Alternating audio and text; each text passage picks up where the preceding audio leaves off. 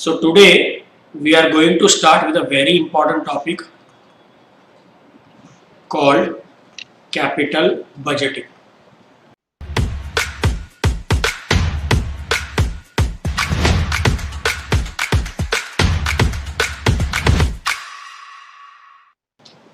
यहाँ पे जो हम लोग कंसेप्ट करने वाले हैं वो कैपिटल बजटिंग में तो काम आएगा ही, पोर्टफोलियो मैनेजमेंट इसके बाद जो टॉपिक है उसमें भी काम आएगा, और फिर एक और टॉपिक है टाइम वैल्यू ऑफ मनी, उसमें भी काम आएगा। मतलब ये जो कंसेप्ट यहाँ पर हम लोग सीखने वाले हैं इसका नॉलेज आपको 3 टॉपिक्स में आता है। Okay, so let us understand what is the meaning of the word capital budgeting. First of all, capital का मतलब होता है कैपिटल एक्सपेंडिचर। हियर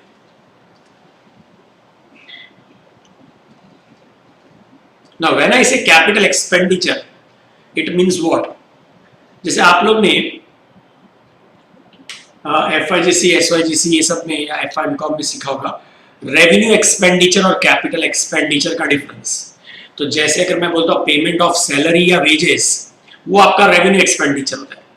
लेकिन अगर मैं बोलता हूँ purchase of land and building, purchase of plant and machinery, वो सब आपका कौन सा होता है?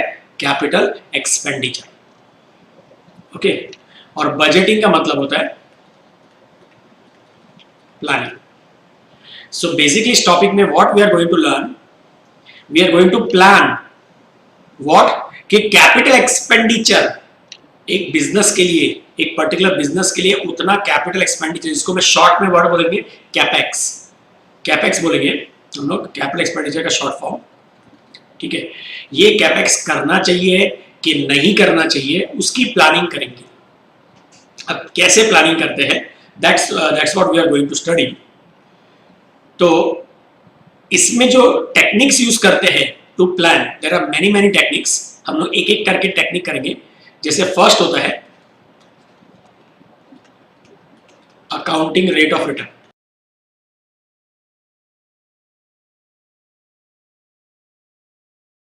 ब्रैकेट में इसको बोलेंगे ARR। अब ये कैसे कैलकुलेट करते हैं?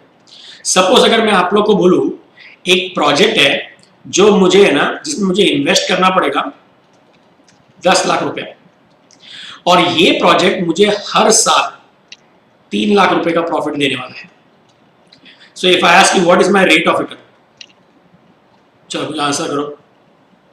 30% कैसे आया आप लोग को? आपने 3 lakh divide by 10 lakh into 100 किया। मतलब फॉर्मूला क्या हो गया? Net profit upon investment into 100, ये फॉर्मूला हो गया। अच्छा, अगर मैं आप लोग को बोलूं कि ये जो बिजनेस है वो हर साल 3 लाख रुपए देगा, बराबर, पहले तो ये जो नेट प्रॉफिट होगा ये कौन सा नेट प्रॉफिट होना चाहिए? Should it be before tax कि should it be after tax? क्या लगता है आप लोग को, क्या कौन सा प्रॉफिट होना चाहिए, बिफोर टैक्स कि आफ्टर टैक्स?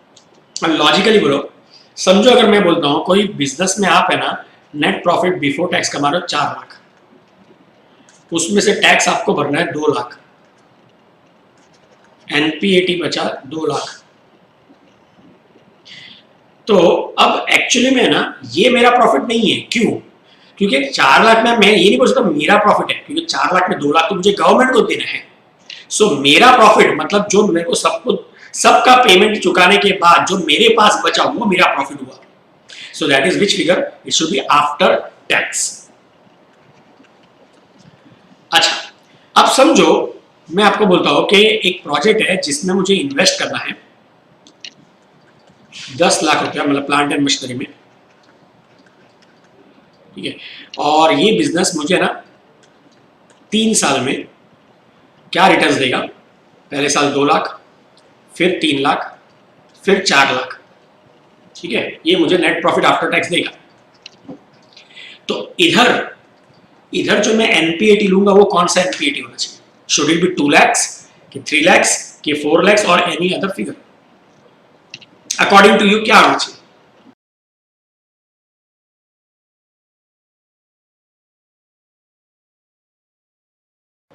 यहाँ पे अलग अलग प्रॉफिट दे रहा है, तो क्या करना पड़ेगा? हम लोग को इन सब का एवरेज लेना पड़ेगा। सो 2 lakh plus 3 lakh plus 4 lakh divide by 3 करेंगे तो आंसर 3 लाख रुपीज आ जाएगा। मतलब कौन सा प्रॉफिट लेंगे? Average NPAT. ओके, अब क्योंकि नेट प्रॉफिट जो होगा वो उतने साल, जितने भी साल उनका एवरेज होगा, तो नीचे इन्वेस्टमेंट भी उतने साल का एवरेज होगा। अब एवरेज इन्वेस्टमेंट मतलब क्या?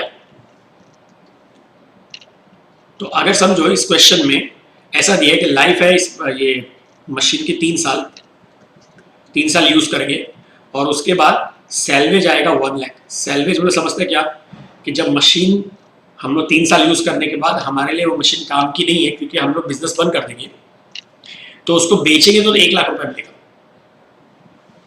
ठीक है, तो माय एवरेज इन्वेस्टमेंट कैसे आएगा?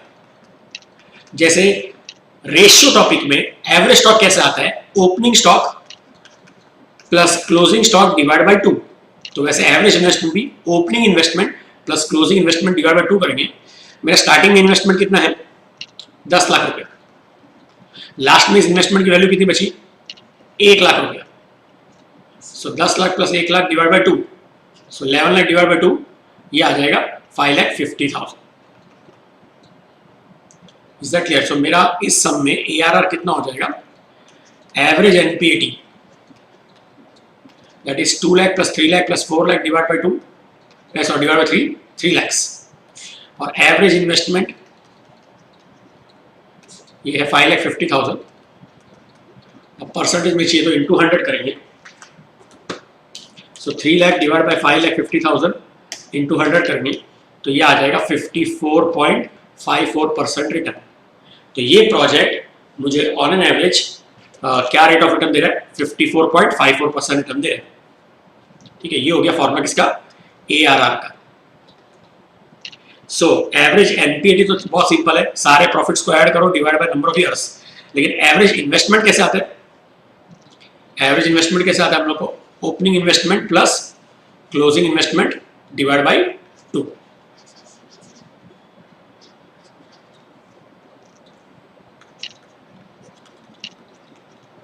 तो ओपनिंग इन्वेस्टमेंट मतलब इनिशियल इन्वेस्टमेंट हो गया, और क्लोजिंग मतलब लास्ट में जो सैलवेज बचता है वही closing investment divide by 2। Is this part clear to all of you?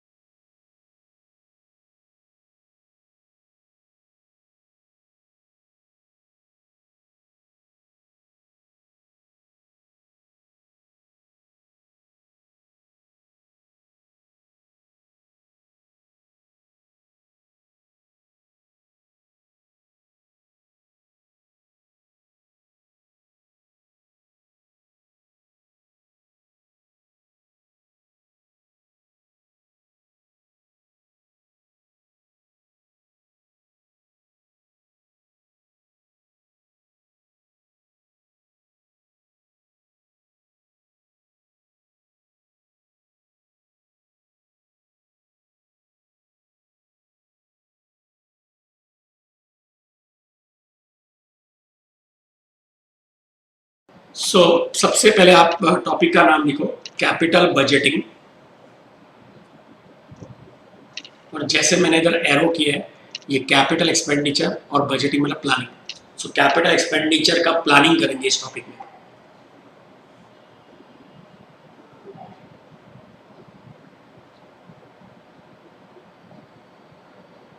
फिर फर्स्ट टेक्निक लिखो, accounting rate of return, bracket में ARR, यहां से यहां तक लिखना है ARR का फॉर्मूला और एवरेज इन्वेस्टमेंट का फॉर्मूला। ये एग्जांपल लिखने की जरूरत नहीं है क्योंकि ऐसे सम्स बहुत सारे करेंगे हम लोग क्लास के अंदर। सो टॉपिक का नाम लिख दिया, कैपिटल एक्सपेंडिचर प्लानिंग लिख दिया, और ये पूरा पार्ट लिखना accounting rate of return, ARR का फॉर्मूला, और average investment is this initial investment plus salary divide by 2। सिर्फ इतना लिखना है आपको, एग्जाम्पल्स की जरूरत नहीं है। ठीक है, तो इसके बेसिस पे हम लोग क्या करेंगे मालूम है? हम लोग हम लोगों ने क्या किया है, इसमें बहुत सारे टेक्निक्स है, तो हर एक टेक्निक को सीखना है तो हम लोग उसका जैसे एक टेक्निक सीख रहे हैं तो पहले उसके बेसिस पे सम्स करेंगे, फिर दूसरा टेक्निक, फिर दूसरे सम्स करेंगे, एंड देन हम लोग इस तरह से हर एक टेक्निक को कंप्लीट करेंगे। तो from the text book if you see capital writing topic में सबसे पहले स्टार्टर्स दिए। स्टार्टर्स मतलब बेसिक कंसेप्ट्स क्लियर करने वाले सम्स, जैसे कॉस्ट ऑफ कैपिटल में भी किया था। तो इसमें जो स्टार्टर्स में क्वेश्चन नंबर 1 है, it says a project requires following investment: land 5 lakh rupees, plant and machinery 6 lakh rupees, salvage of machinery 2 lakhs, resale value of land 5 lakhs, life of the project is 4 years, selling price 10 rupees, variable cost 4 rupees, fixed cost 50,000, tax 20% और 4 साल का sales quantity दी है। Expected calculate ARR बराबर है। सबसे पहले मुझे calculate ARR मतलब क्या? Accounting rate of return. अब ARR का फॉर्मूला क्या है? हम लोगों ने ऑलरेडी किया है। ARR का फॉर्मूला क्या है? Average net profit after tax upon average investment into 100। ये फॉर्मूला है, ये लिख दो पहले।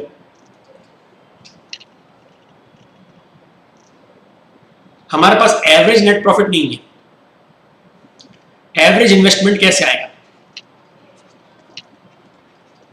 ये भी मैंने बताया, इनिशियल इन्वेस्टमेंट मतलब opening investment plus closing investment divide by 2।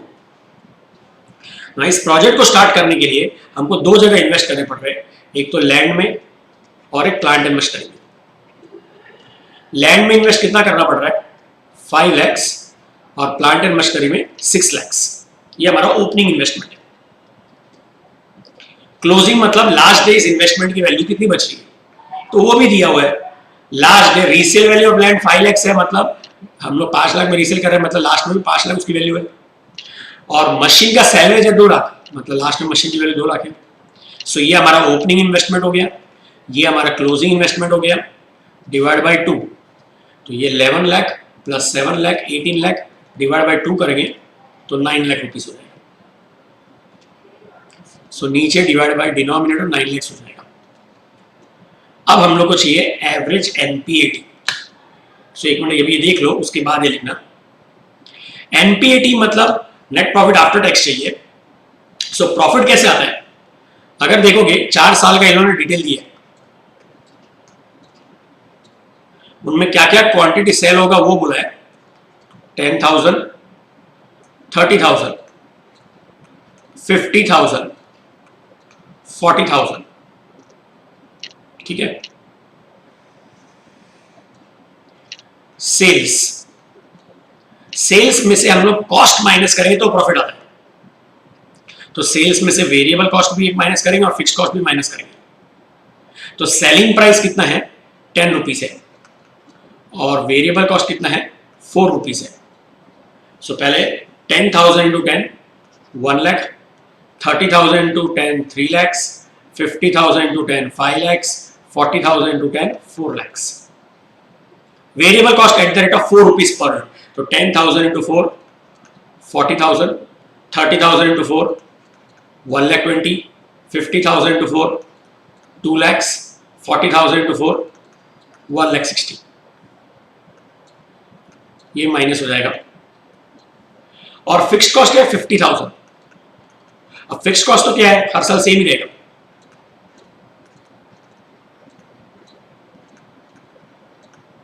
ठीक है। अब ये जो हमारा प्रॉफिट इधर दिख रहा है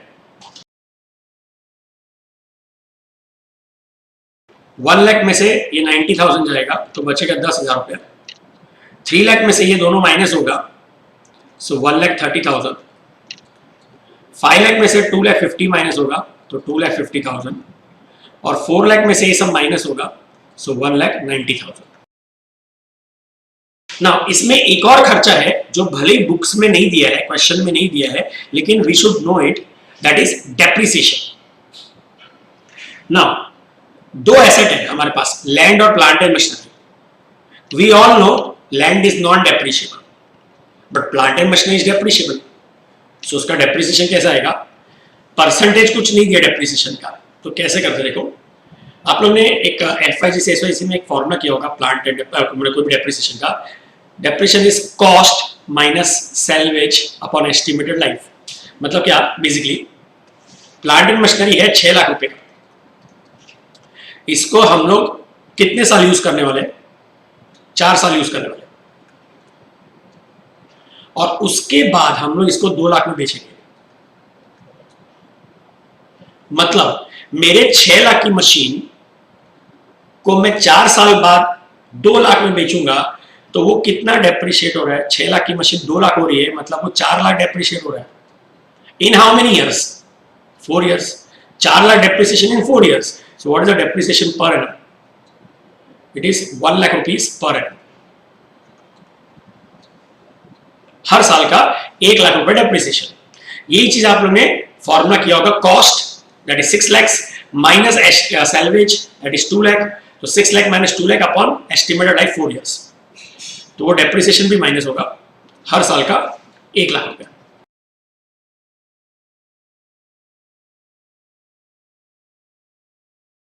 हाँ, तो ये हो जाएगा एनपीबीटी। तो पहले साल लॉस हो गया 90,000 का, दूसरे साल 30,000 का प्रॉफिट, तीसरे साल 1,50,000 का प्रॉफिट, और लास्ट ईयर 90,000 का प्रॉफिट। इसमें से टैक्स माइनस करेंगे तो एनपीएटी आएगा। अभी जैसे ये वाला बात में प्रॉफिट पे कितना परसेंट टैक्स है, 20%, 30,000 पे 6,000 टैक्स है, सो आफ्टर टैक्स बचेगा 24,000। 1,50,000 का 20%, 30,000 टैक्स है, सो 1,20,000 बचेगा। 90,000 का 20%, 18,000 टैक्स है, तो 72,000 बचेगा। अब जैसे प्रॉफिट पे टैक्स भरेंगे वैसे लॉस में टैक्स रिफंड होगा, मतलब टैक्स बेनिफिट मिलेगा हमको। जैसे प्रॉफिट में टैक्स भरते हैं वैसे लॉस में टैक्स बेनिफिट होगा। सो 90,000 का भी 20% निकालेंगे हम लोग, दैट इज 18,000। अभी ये लॉस है 90,000, लेकिन 18,000 टैक्स रिफंड आएगा, टैक्स बेनिफिट मिलेगा, तो मेरा नेट लॉस कितना हो जाएगा, 72,000। सो अभी एवरेज एनपीएटी करना है तो क्या करना पड़ेगा, ये चारों को ऐड करना, मतलब ये 3 फिगर को ऐड करना है, और ये लॉस है तो इसको माइनस करना है, और फिर डिवाइड बाय 4 करेंगे, तो -72,000 plus 24,000 plus 1,20,000 plus 72,000 divide by 4,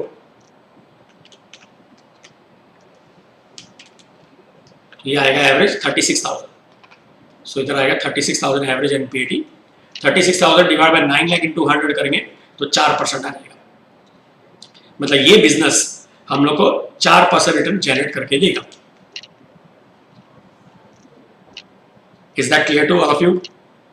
ये समझ में आया आप लोग को? देखो टैक्स बेनिफिट का लॉजिक क्या होता है एक्चुअली में, कि समझो एक एग्जांपल लेता हूं, मेरा ये प्रोजेक्ट नहीं, ये प्रोजेक्ट समझो हमारा प्रोजेक्ट है करंट प्रोजेक्ट एक्स, ये न्यू प्रोजेक्ट जो है ना वो एक्स है, इसमें मुझे कितने का लॉस है, 90,000 का।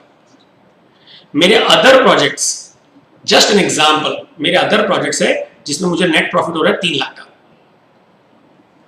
नाउ टेल मी, अगर मैं ये एक्स प्रोजेक्ट नहीं करूं, एक्स प्रोजेक्ट अगर मैं स्टार्ट नहीं करता हूं, तो मुझे इस नेट प्रॉफिट पे 3 लाख के प्रॉफिट पे 20% के हिसाब से टैक्स कितना भरना आएगा, 60,000 आएगा। सो अगर मैं ये एक्स वाला प्रोजेक्ट नहीं करता हूं, मेरा प्रॉफिट 3 लाख है, उसमें 60,000 टैक्स भरना आएगा। अगर मैं नया प्रोजेक्ट भी स्टार्ट करता हूं, so other project plus x project, तो क्या होगा, ये 90,000 का लॉस मेरे 3 लाख के प्रॉफिट के सामने सेट ऑफ होता है। मतलब बिजनेस इनकम टैक्स में रूल है कि एक बिजनेस का लॉस दूसरे बिजनेस के सामने सेट ऑफ होगा, तो 3 लाख में से 90 माइनस होगा, सो मेरे को 2,10,000 पे टैक्स भरना पड़ेगा, 20% मतलब 42,000 भरना पड़ेगा। Instead of what 60,000 I have to pay only 42,000, तो मेरा टैक्स बच गया, कितना बच गया, 18,000, तो वो 18,000 टैक्स बेनिफिट है। बट ये ऐसा कैलकुलेट नहीं करते, ये तो सिर्फ मेरे को समझाना था। ये सिंपल कैलकुलेशन कैसे होता है, जैसे आप लॉस सॉरी प्रॉफिट पे 20% टैक्स निकाल रहे हो, 30,000 का 20% 6,000, 1,50,000 का 20%, 30,000 ऐसा कर रहे हो, तो उसी लॉजिक से 90,000 का भी लॉस का टैक्स 20%, उतना टैक्स बेनिफिट हो गया। तो ये लिख दो आप लोग,